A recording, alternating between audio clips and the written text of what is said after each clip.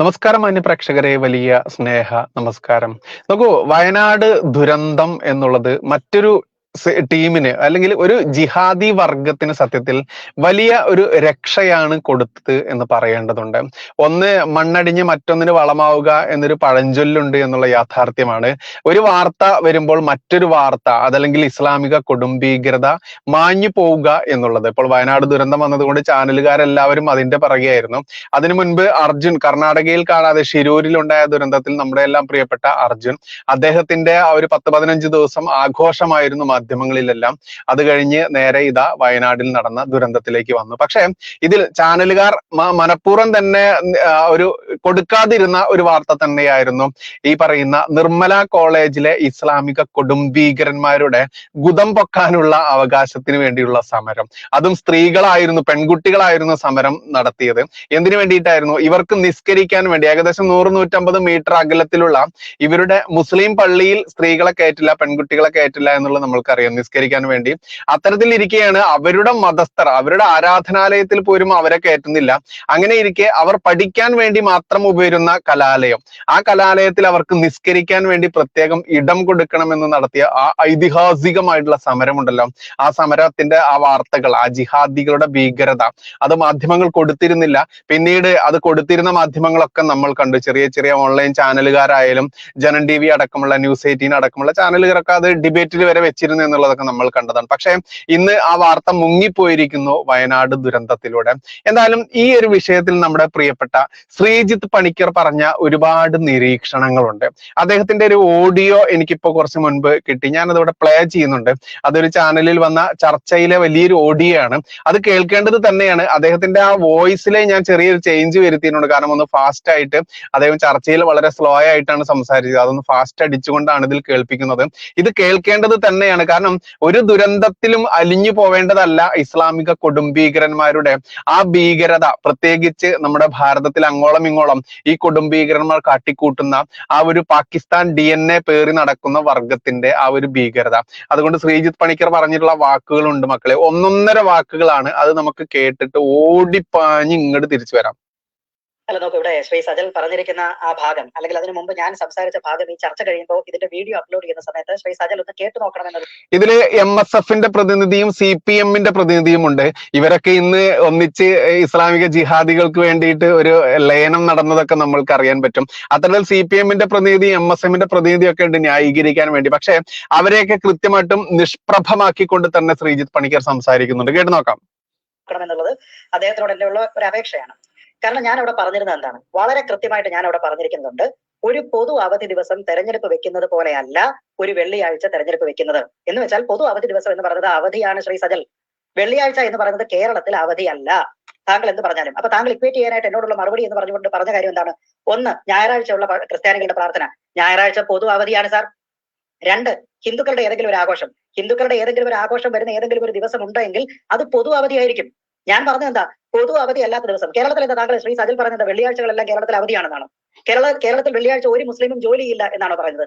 എന്ത് അസംബന്ധമാണ് പറയുന്നത്? കേരളത്തിൽ വെള്ളിയാഴ്ച പൊതു അവധിയല്ല, കേരളത്തിലുള്ള മുസ്ലിങ്ങൾ വെള്ളിയാഴ്ച ജോലി ചെയ്യുകയും ചെയ്യുന്നുണ്ട്. അപ്പൊ അതിന്റെ പേരിൽ കൊണ്ടുവന്നിരിക്കുന്ന ഒരു കാര്യത്തിൽ ഞാൻ പറഞ്ഞ അതേ വാദം തന്നെ എടുത്തിട്ട് തിരിച്ചിങ്ങോട്ട് പറഞ്ഞിട്ട് എന്താണ് കാര്യം? എങ്കിൽ പിന്നെ നമുക്ക് വേറെ ദിവസം ആക്കാം, വ്യാഴാഴ്ച ആക്കാം, ശരി, എനിക്ക് പരാതിയില്ല. പക്ഷെ എന്റെ പോയിന്റ് അതായിരുന്നില്ലല്ലോ.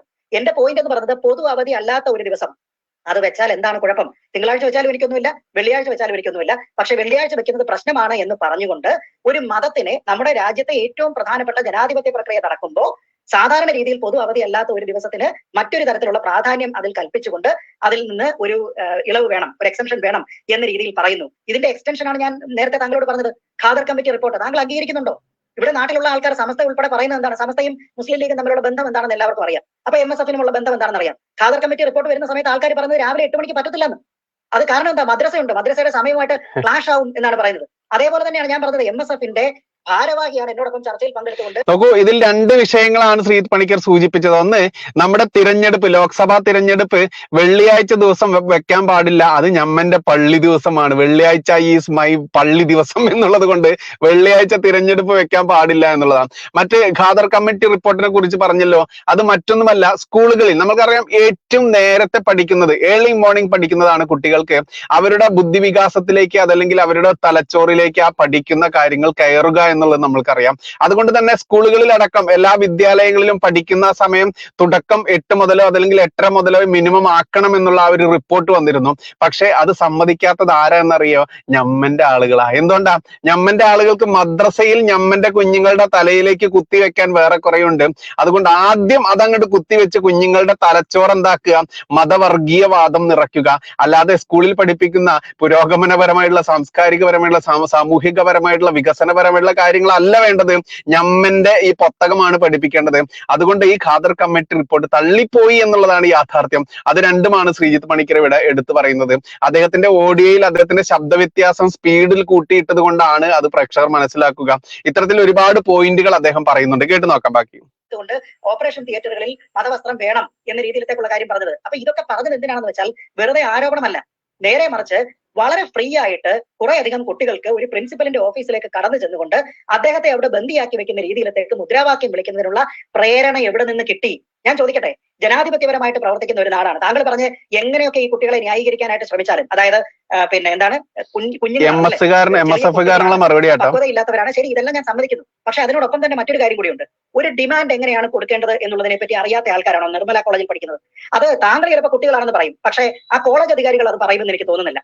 എന്തായാലും ഒരു ഡിമാൻഡ്, ഒരു റിക്വസ്റ്റ്, ഒരു താല്പര്യത്തോട് കൂടിയിട്ടുള്ള ഒരു ഇന്റൻഷൻ നോട്ട്, അത് കൊടുക്കുന്നതിന് എങ്ങനെയാണ് അതിന്റെ ഫോർമാറ്റ് എന്നും അതിന്റെ സാമാന്യ മര്യാദ എന്താണ് എന്നും അറിയാത്ത ആൾക്കാരല്ല കേരളത്തിലുള്ള ഉന്നത വിദ്യാഭ്യാസ രംഗത്ത് പഠിക്കുന്ന ഒരാൾ. എന്തിനേറെ ഹൈസ്കൂളിലോ UP സ്കൂളിലോ പഠിക്കുന്ന കുട്ടികൾക്ക് പോലും എങ്ങനെയാണ് ഒരു കാര്യം പ്രൊസീജിയറലായിട്ട് ചെയ്യേണ്ടത്, അതിനൊരു റിക്വസ്റ്റ് കൊടുക്കണമെന്ന് അറിയാം. അപ്പൊ അവിടെ ഇത്തരത്തിലുള്ള ഒരു ഡിമാൻഡ് അവിടെയുള്ള കുട്ടികൾക്ക് ഉണ്ടെങ്കിൽ അതുമായി ബന്ധപ്പെട്ടിട്ട് ഒരു കത്ത് തയ്യാറാക്കി ആ കത്ത് അവിടെ കൊടുത്ത് ആ കത്തുമായി ബന്ധപ്പെട്ട് ചർച്ച നടത്തി എന്തെങ്കിലും രീതിയിലുള്ള പ്രശ്നം അവിടെ ഉണ്ടെങ്കിൽ അത് പിന്നീട് ചർച്ച ചെയ്ത് പരിഹരിക്കുന്നതിന് പകരം അവിടെ പോയിട്ട് ഈ പക്വതയില്ലായ്മയുടെ പുറത്തിൽ ഈ കുട്ടികൾ എല്ലാവരും കൂടെ ചേർന്നതിന് ശേഷം ഒരു പ്രിൻസിപ്പലിനെ അവിടെ തടഞ്ഞു വെക്കുക എന്ന് പറയുന്നത് എന്ത് തരത്തിലുള്ള പക്വതയില്ലായ്മയെ കുറിച്ചാണ് താങ്കൾ പറയുന്നത്? ഇത് പക്വതയില്ലായ്മയല്ല. സത്യത്തിൽ എന്താണ്, ഇവർ ഭൂരിപക്ഷമായി കഴിഞ്ഞാൽ നമുക്ക് ഈ പ്രിൻസിപ്പലിനെ തടഞ്ഞു വെച്ച സമയത്ത്, സമരത്തിൽ മുദ്രാവാക്യം വിളിച്ച സമയത്ത് പള്ളിയിലച്ഛനോട് പറയുന്നുണ്ട്, ഇതിലെ കൂട്ടത്തിലെ ഒരുത്തൻ പറയുന്നുണ്ട്, ഞങ്ങൾ ഇപ്പോൾ ഇവിടെ മെജോറിറ്റി ആയില്ലേ അച്ചോ എന്നുള്ളത്. പ്രിൻസിപ്പൽ സാറേ, ഞങ്ങൾ ഇവിടെ മെജോറിറ്റി ആയില്ലേ എന്നുള്ളത്. അതായത് പള്ളിയിലച്ഛൻ ചോദിച്ചു, ഇവിടെ പഠിക്കാനാണ് നിങ്ങളെ പറഞ്ഞയച്ചിട്ടുള്ളത്, നിങ്ങൾ പഠിക്കുകയാണ് വേണ്ടത്, അല്ലാണ്ട് ഇവിടെ നിസ്കരിക്കാൻ അത് നിങ്ങളുടെ പള്ളിയിൽ പോവുക, അതായത് ആരാധനാലയങ്ങളിൽ ഹിന്ദു ആയാലും ക്രിസ്ത്യൻ ആയാലും മുസ്ലിം ആയാലും ചെയ്യുക എന്ന് പറഞ്ഞപ്പോൾ ഒരു ജിഹാദി പയ്യൻ പറഞ്ഞ എന്താ അറിയാമോ? ഇവിടെ ഞങ്ങളിപ്പോ മെജോറിറ്റി ആണ് അച്ചോ എന്നുള്ളത്. അതിലൂടെ സൂചിപ്പിക്കുന്നത് എന്തെന്നറിയാമോ? ഞങ്ങൾ ഇവിടെ ഭൂരിപക്ഷമാണ്, ഇനി ഞങ്ങൾ പറയുന്നത് അനുസരിക്കേണ്ടി വരും എന്നുള്ളത് തന്നെയാണ്. അത് പക്വതയില്ലായ്മ കൊണ്ടല്ല, ഇത് കൃത്യമായിട്ടും ഇസ്ലാമിക കൊടുംഭീകരന്മാർ പുറത്തുനിന്ന് കൊടുക്കുന്ന ട്രെയിനിങ് പ്രകാരം അതല്ലെങ്കിൽ അത് കണ്ടുപഠിച്ചിട്ടുള്ള സംസ്കാരം തന്നെയാണ് ഈ കുട്ടികൾ കാണിച്ചത്. കുട്ടികൾ എന്ന് പറയാൻ പറ്റില്ല, കുട്ടി ഭീകരന്മാർ കാണിച്ചത് എന്ന് പറയേണ്ടതുണ്ട്. ബാക്കി കേൾക്കാം.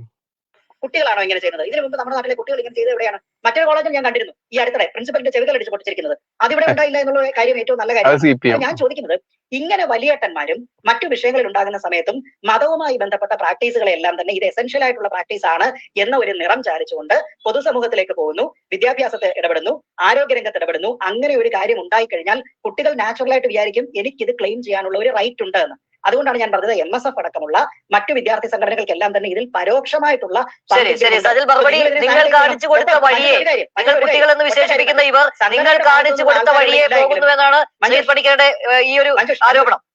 മഞ്ജുഷ്, സംഘടനയുടെ ഭാഗത്ത് നിന്ന് അവിടെ സംഘടനയുടെ മുദ്രാവാക്യങ്ങളില്ല, പക്ഷെ വിദ്യാർത്ഥി ഐക്യം എന്നുള്ള മുദ്രാവാക്യം ഉണ്ടായിരുന്നു. എനിക്ക് ചോദിക്കാനുള്ള ഒരു ചോദ്യത്തിൽ നിന്ന് ശ്രീ സജൽ ഇതുവരെയും മറുപടി പറയാതെ തെന്നി മാറി. ഞാൻ ചോദിക്കുന്നത്, MSF എന്ന് പറയുന്ന സംഘടനയിലുള്ള അംഗങ്ങളോ നിങ്ങളുടെ ഭാരവാഹികളായിട്ടുള്ള ആൾക്കാരോ ഇതിൽ ഉണ്ടായിരുന്നുവെങ്കിൽ നിങ്ങളുടെ നടപടി എന്താണ് എന്നുള്ളതാണ് ഞാൻ ചോദിക്കുന്നത്.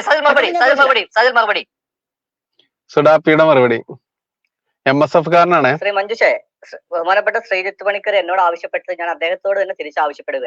ഈ ചർച്ച കഴിയുമ്പോൾ അദ്ദേഹം ഒന്ന് ഈ ചർച്ചയുടെ വിഷ്വൽസ് ഒന്ന് പരിശോധിക്കുന്നത് നല്ലതാ. ഞാൻ എന്താ ശ്രീ മഞ്ജുഷ പറഞ്ഞു വെച്ചത്? ബഹുമാനപ്പെട്ട ക്രൈസ്തവ സഭയോ അല്ലെങ്കിൽ ഹൈന്ദവ മത നേതൃത്വങ്ങളോ പൊതു അവധിയായ ഞായറാഴ്ച ദിവസമാണെങ്കിൽ പോലും പൊതു തെരഞ്ഞെടുപ്പ് വച്ചാൽ ബഹുമാനപ്പെട്ട ക്രൈസ്തവ സഭാ മേധാധികാരികൾക്ക് അവരുടെ ഞായറാഴ്ച കുർബാനയ്ക്ക് തടസ്സമുണ്ടാകും എങ്കിൽ അവർക്കത് ചൂണ്ടിക്കാണിക്കാനുള്ള അവകാശവും അധികാരവും ഉണ്ടെന്നാണ് ഞാൻ പറഞ്ഞത്. അങ്ങനെ തന്നെ വളരെ വ്യക്തമായിട്ടാണ് ഞാൻ പറഞ്ഞത്. അത് ഈ രാജ്യം അനുവദിച്ചു കൊടുക്കുന്ന അവകാശവും അധികാരങ്ങളുമാണെന്നേ. അത് താങ്കളുടെ ഊഹത്തിലല്ല. നമ്മുടെ അവകാശങ്ങൾ പറയാൻ ഈ രാജ്യത്ത് വേദികളുണ്ട്. എന്തിനാണ് അതിനെ വേറെ രീതിയിലേക്ക് വ്യതിചലിച്ചു കൊണ്ടുപോകുന്നത്? എന്തിനാ? രണ്ട് കാര്യങ്ങൾ MSFന്റെ ഭാരവാഹികളോ MSFന്റെ അംഗങ്ങളോ ഉണ്ടെങ്കിൽ എന്തിനാണ് ഒരു ഹൈപ്പോത്തറ്റിക്കൽ ക്വസ്റ്റ്യൻ ഇട്ടുകൊണ്ട് ഇത്തരത്തിൽ ഇതിനെ സങ്കുചിതമാക്കുന്നത്? എന്തിനാ? ഈ വിഷയം ഉണ്ടായി മണിക്കൂറുകൾ കഴിഞ്ഞപ്പോൾ തന്നെ ഞങ്ങളുടെ സംഘടന വളരെ വ്യക്തമായി പറഞ്ഞിട്ടുണ്ട്, ഞങ്ങൾക്ക് ഇതിനകത്ത് ബന്ധമില്ല, ഞങ്ങളുമായി ബന്ധപ്പെട്ടവരല്ല, ഞങ്ങൾക്ക് ഈ ആവശ്യമില്ല, ഞങ്ങളുടെ അവകാശങ്ങൾ ഞങ്ങളുടെ വിശ്വാസങ്ങളെല്ലാം ഞങ്ങൾ ഞങ്ങളുടെ രീതിയിൽ നിർവഹിച്ചിക്കൊള്ളാം, ഞങ്ങളെ ഈ ഇതിനകത്തേക്ക് വലിച്ചഴക്കേണ്ട, ഞങ്ങൾക്ക് ഇതിനുമായി ബന്ധമില്ല, ഞങ്ങളുടെ ഐഡന്റിറ്റി ഇല്ല, ഞങ്ങളുടെ അടയാളങ്ങളില്ല, ഞങ്ങൾക്ക് ഇതിന് ആവശ്യമില്ല. ഈ തരത്തിൽ വളരെ വൃത്തിയായി വളരെ കൃത്യമായി ഞങ്ങൾ നിലപാട് പറഞ്ഞിട്ടും ഇത് വേറെ തരത്തിലേക്ക് കൊണ്ടുവന്നുകൊണ്ട് ഒരു മതസ്പർദ്ധ വളർത്തുന്ന രീതിയിലേക്ക് കേരളത്തിന്റെ മതേതര മനസ്സുകളെ കീറിമുറിക്കുന്നതിന് വേണ്ടി ഒരു ഉണ്ടാക്കിയെടുക്കുന്ന ചില ചർച്ചകളിലേക്ക് ശ്രീജിത്ത് പണിക്കരെ പോലുള്ള ആളുകൾ ചിന്തിച്ചു പോകുന്നത് കേരളത്തിന് ഭൂഷണമല്ല എന്നാണ്. രണ്ടാമത്തെ കാര്യം, ശ്രീജിത്ത് പണിക്കർ ഇവിടെ പറഞ്ഞ കാര്യമുണ്ട്. നമ്മുടെ മെഡിക്കൽ കോളേജുകളിലെ വിഷയവുമായി ബന്ധപ്പെട്ട് MSFന്റെ ഒരു ഭാരവാഹി നടത്തിയ ചർച്ചയെ കുറിച്ച് ശ്രീജിത്ത് പണിക്കർ പറഞ്ഞു. അന്ന് ആ ചർച്ച അവസാനിക്കുന്നതിന് മുമ്പ് ആ ചർച്ചയിൽ അതേ ചാനലിൽ തന്നെ വിളിച്ചു ചോദിച്ചപ്പോ MSFന്റെ സംസ്ഥാന ഭാരവാഹി, സംസ്ഥാന അധ്യക്ഷനാണ് കേരളത്തിലെ അവസാന വാക്ക് പറയുന്നത്. അദ്ദേഹം പറഞ്ഞിട്ടുണ്ട്, ഇത് MSFന്റെ നിലപാടല്ല, വ്യക്തിപരമായി ആരെങ്കിലും ഒരു നിലപാട് പറഞ്ഞാൽ MSFന്റെ നിലപാട് സംസ്ഥാന അധ്യക്ഷൻ പറയുമെന്ന്. അപ്പൊ ഇങ്ങനെയൊക്കെ വളരെ വ്യക്തമായി ആ ശ്രീജിത്ത് പണിക്കർക്ക് അറിയാവുന്ന കാര്യങ്ങൾ പകുതി അദ്ദേഹത്തിന് ആവശ്യമുള്ളത് മാത്രം പറഞ്ഞുകൊണ്ട് ആവശ്യമില്ലാത്തത് മറച്ചു വെച്ചുകൊണ്ട് മറ്റൊരു തരത്തിലേക്ക് ചർച്ച ചെയ്യേണ്ട ആവശ്യമേ ഇല്ല എന്നാണ് വിഷയമേ ചർച്ച ചെയ്യേണ്ട ആവശ്യമില്ല എന്നാണ് സജൽ പറയുന്നത്. അങ്ങനെയല്ല ചർച്ച ചെയ്യേണ്ട ആവശ്യമില്ല എന്നല്ല, മറിച്ച് ചർച്ച വളരെ സദുദ്ദേശത്തോടെ ആവണം, പോസിറ്റീവ് ആവണം എന്നാണ് ഞാൻ ഉദ്ദേശിച്ചത്. മറ്റൊരു തരത്തിലേക്ക് കേരളത്തിന്റെ സെക്യുലർ ഫാബ്രിക്കിനെ തകിടം മറയ്ക്കുന്ന, അതിന് ശ്രമിക്കുന്ന ആളുകളുണ്ടെങ്കിൽ അവർക്ക് നമ്മൾ വളം വെച്ച് കൊടുക്കുന്ന തരത്തിലേക്ക് ചർച്ച കൊണ്ടുപോകരുന്നതാണ് ഞാൻ ഉദ്ദേശിച്ചത്. ശരി, നോക്കൂ ഇതിലെ പ്രശ്നം ഒന്ന്, ചർച്ച ഏത് രീതിയിലും പൊയ്ക്കോട്ടെ, അതൊക്കെ ആരോഗ്യകരമായിട്ട് നമ്മൾ ഡയറക്ഷൻ കൊടുക്കേണ്ടെന്ന് ആവശ്യമില്ല. ചർച്ച അതിന്റെ സ്വാഭാവികമായിട്ടുള്ള വഴിയിൽ കൂടെ അത് പോകട്ടെ. ഇവിടെ ഏറ്റവും പ്രധാനപ്പെട്ട പ്രശ്നം ശ്രീ സജൽ, ഞാൻ ചോദിച്ചത് ഇത്ര മാത്രമേ ഉള്ളൂ. നിങ്ങൾ എന്തെങ്കിലും ഇന്റേണൽ ആയിട്ടുള്ള എൻക്വയറി നടത്തിയതിന്റെ പേരിലാണോ പ്രിൻസിപ്പലിന്റെ റൂമിൽ ഉണ്ടായിരുന്ന വിദ്യാർത്ഥികൾ ആരൊക്കെയാണ് എന്ന് തീരുമാനിച്ചത്? ഇന്ന് അവിടെ മാധ്യമ പ്രവർത്തകർ അവിടെ പ്രിൻസിപ്പലിനോട് ചോദിച്ചു, അവിടെ ഉണ്ടായിരുന്ന ആൾക്കാർ ഏത് സംഘടനയിൽ നിന്നുള്ള ആൾക്കാരാണ് എന്ന് ചോദിച്ചു. അപ്പൊ അദ്ദേഹം പറഞ്ഞു, ഇതെല്ലാം നിർമ്മലയിലെ കുട്ടികളാണ്, അവർ ഏതൊക്കെ വിഭാഗത്തിൽപ്പെട്ട ആൾക്കാരാണ്, എന്ത് രാഷ്ട്രീയ പശ്ചാത്തലമാണ് എന്നുള്ളത് ഞങ്ങൾ അന്വേഷിക്കുന്നില്ല, അത് ഞങ്ങളുടെ വിഷയമേ അല്ല എന്ന് പറഞ്ഞു. ശരി, ആ നിലപാട് അവർക്കെടുക്കാം.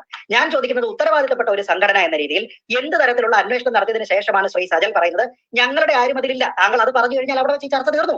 അത്ര മാത്രമേ ഉള്ളൂ. ഞങ്ങൾ ഇന്ന അന്വേഷണം നടത്തി, ഞങ്ങളുടെ ഒരാളും ഒരു അംഗം പോലും അതിലില്ല, ഉണ്ടായിരുന്നുവെങ്കിൽ ഇന്ന നടപടി എടുക്കുമായിരുന്നു. ഇത് കേൾക്കാൻ വേണ്ടിയിട്ടാണ് ഞാൻ ചോദിക്കുന്നത്. കാരണം അതൊരു റീഅഷുറൻസ് ആണ്. ഇനി രണ്ടാമത്തെ കാര്യം, മറ്റുള്ള കുറെ അധികം ആൾക്കാർ ഇവിടെ വന്ന് പ്രശ്നം ഉണ്ടാക്കിയതിനു ശേഷം അതെല്ലാം തന്നെ ഇത്തരത്തിലുള്ള വർഗീയ ചർച്ചയാക്കാൻ വേണ്ടിയിട്ട് ശ്രീജിത്ത് പണിക്കരെ പോലെയുള്ള ആൾക്കാർക്ക് അവസരം ഉണ്ടാക്കുന്നു എന്ന് പറയുന്നതിൽ കാര്യം എന്താണ്? ഞാൻ ഇവിടെ പറഞ്ഞിരിക്കുന്ന ഏതെങ്കിലും കാര്യം ഇവിടെ ഇല്ലാത്തതാണോ? ഇവിടെ പറഞ്ഞിരിക്കുന്ന കാര്യത്തിനെ താങ്കൾ വളച്ചൊടിച്ച് വ്യാഖ്യാനിക്കാനായിട്ട് ശ്രമിച്ചു. താങ്കൾ ഇപ്പൊ പറഞ്ഞിരിക്കുന്ന ആ TV ചാനൽ ചർച്ചയുടെ അവസാനം ഈ TV ചാനൽ ചർച്ചയുടെ അവസാനം ഞാനൊന്ന് പറയുന്നത് താങ്കൾ കേൾക്കൂ. ആ TV ചാനൽ ചർച്ചയുടെ അവസാനം MSFന്റെ സംസ്ഥാന സെക്രട്ടറിയോ പ്രസിഡന്റോ ആരോ വിളിച്ച് അവിടെ ആര് വിളിച്ചു എന്നാ പറഞ്ഞത്? താങ്കൾ പറഞ്ഞത് പ്രസിഡന്റ് ആണോ? അദ്ദേഹമാണ് അവസാന വാക്ക് പറയുന്നത്. അദ്ദേഹത്തിന്റെ നിലപാട് ആ ചാനലിലൂടെ അറിയിച്ചിട്ടുണ്ട് എന്ന് താങ്കൾ പറഞ്ഞു. ഞാൻ ചോദിക്കുന്നത്, ആ ചാനൽ ചർച്ചയിൽ പങ്കെടുക്കുന്ന പെൺകുട്ടി സംസ്ഥാന സെക്രട്ടറി MSF എന്ന പേരിലാണ്, എന്ന ടൈറ്റിലാണ് ഈ ചർച്ചയിൽ പങ്കെടുക്കുന്നത്. MSFന്റെ സംസ്ഥാന സെക്രട്ടറി. അപ്പൊ ആ പദവി ദുരുപയോഗിച്ചുകൊണ്ടാണോ വന്നത്?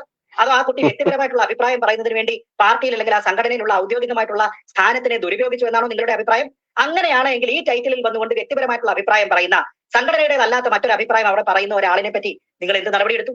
അത് ചോദിക്കുമ്പോൾ മറുപടി പറയണമല്ലോ. അപ്പൊ ഇത് എന്തെങ്കിലും കാര്യത്തിൽ ആരോപണം സമയത്ത് നോക്കൂ, ഇതാണ് യാഥാർത്ഥ്യം. ഇപ്പോൾ സത്യസന്ധമായിട്ടുള്ള കാര്യങ്ങൾ കൃത്യമായിട്ട് അവലോകനം ചെയ്ത് ശ്രീജിത്ത് പണിക്കർ സംസാരിക്കുന്ന സമയത്ത് ജിഹാദിക്ക് വല്ലാതെ അങ്ങോട്ട് കൊണ്ടു, ജിഹാദിക്ക് വായെ തോന്നിയത് കോതയ്ക്ക് വാട്ട് എന്നുള്ള രീതിയിൽ തന്നെ ഓരോന്ന് പറഞ്ഞു. പക്ഷെ പറഞ്ഞത് പെട്ടത് സിംഹത്തിന്റെ മുന്നിലായതുകൊണ്ട് കൃത്യമായിട്ട് പൊളിച്ചടുക്കി. അതായത് ഇസ്ലാമിക കൊടുംഭീകരന്മാരുടെ ആ മക്കളുണ്ടല്ലോ അവിടെ സമരം ചെയ്ത, അവന്മാർ പറഞ്ഞതല്ല കുറ്റം. പിന്നെയോ അത് പൊതുജന സമക്ഷത്തിലേക്ക് എത്തിച്ച ചാനലുകാരും ശ്രീജിത്ത് പണിക്കർ അടക്കമുള്ള ആളുകളുമാണ് കുറ്റക്കാർ.